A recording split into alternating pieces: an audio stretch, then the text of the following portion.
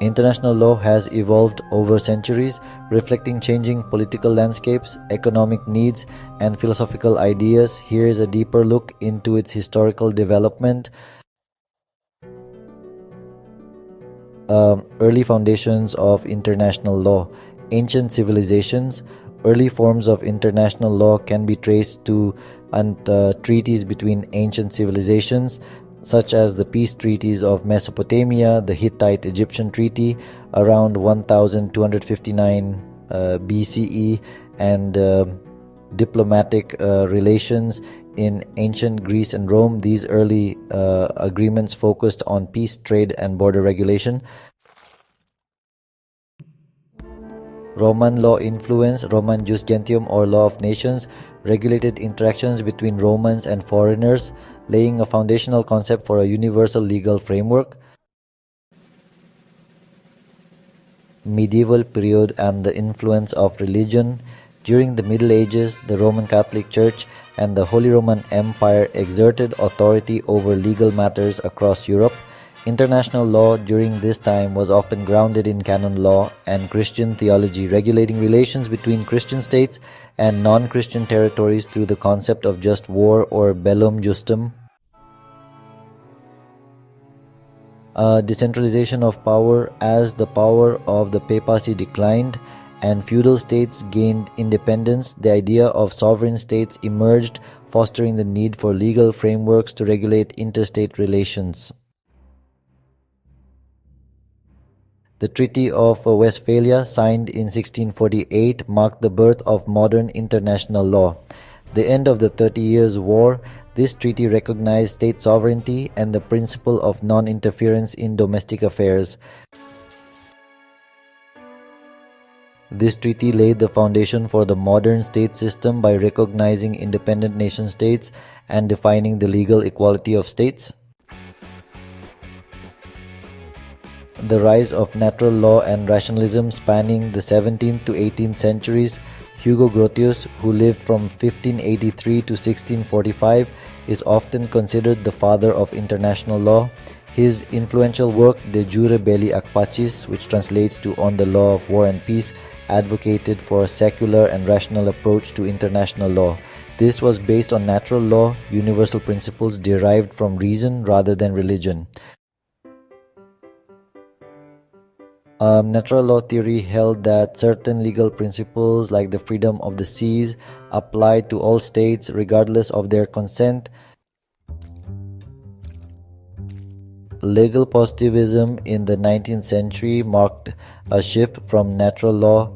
By the 18th and 19th centuries, the positivist school of thought emerged, arguing that international law is based only on the consent of sovereign states through treaties and customs. The Lotus case from 1927. This case exemplified the positivist view, holding that states are free to act as they wish unless specifically prohibited by international law. This view reinforced the importance of state consent and practice. The 20th century saw the institutionalization of international law. After World War I, the League of Nations was formed in 1920. It aimed to prevent future conflicts and was the first international organization dedicated to maintaining peace. Although it failed to prevent World War II, it introduced the idea of collective security. The Kellogg-Briand Pact of 1928 renounced war as a means of national policy, but unfortunately, it lacked enforcement mechanisms. The Permanent Court of International Justice, or PCIJ, was established to settle disputes between states. It later evolved into what we now know as the International Court of Justice, or ICJ. After World War II, the United Nations Charter was signed in 1945 by 50 states. This charter established modern international legal norms, especially regarding the prohibition of the use of force, as stated in Article 2, Section 4, and the promotion of human rights, as seen in Articles 1, 55, and 56. International criminal law evolved significantly after the Nuremberg and Tokyo trials. These trials established the concept of individual responsibility under international law, paving the way for the later creation of the International Criminal Court, or ICC. The period of the Cold War and decolonization, spanning from 1947 to 1991, was marked by intense political rivalry. The ideological competition between the United States and the Soviet Union heavily influenced international law enforcement. During this time, the UN Security Council was often paralyzed by the use of veto power. Decolonization. The period saw the independence of former colonies and the rise of newly sovereign states, expanding the scope and diversity of international law. Human rights law. The Universal Declaration of Human Rights back in 1948 laid the foundation for subsequent human rights treaties, including the International Covenant on Civil and Political Rights and the International Covenant on Economic, Social and Cultural Rights. Post-Cold War era and contemporary international law from 1991 to the present, new challenges. The end of the Cold War saw the growth of multilateral institutions like the World Trade Organization, peacekeeping operations, and humanitarian interventions.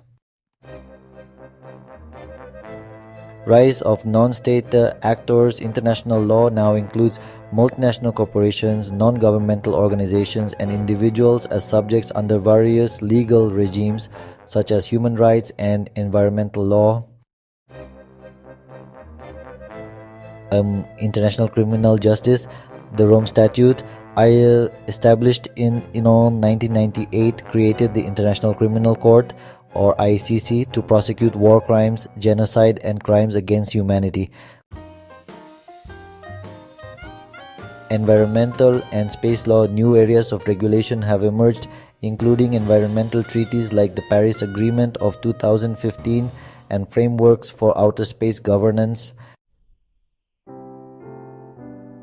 Key themes in the evolution of international law. 1. State sovereignty versus international norms. There's a tension between a state's right to self-govern and the need for global legal standards. Customary practices and formal treaties remain the core sources of international law. Increasing focus on individual rights, refugee protection, and humanitarian intervention. The role of international organizations like the United Nations, WTO, and ICJ in shaping and enforcing legal norms. International law often relies on the voluntary compliance of sovereign states, with enforcement mechanisms depending on state cooperation or collective action.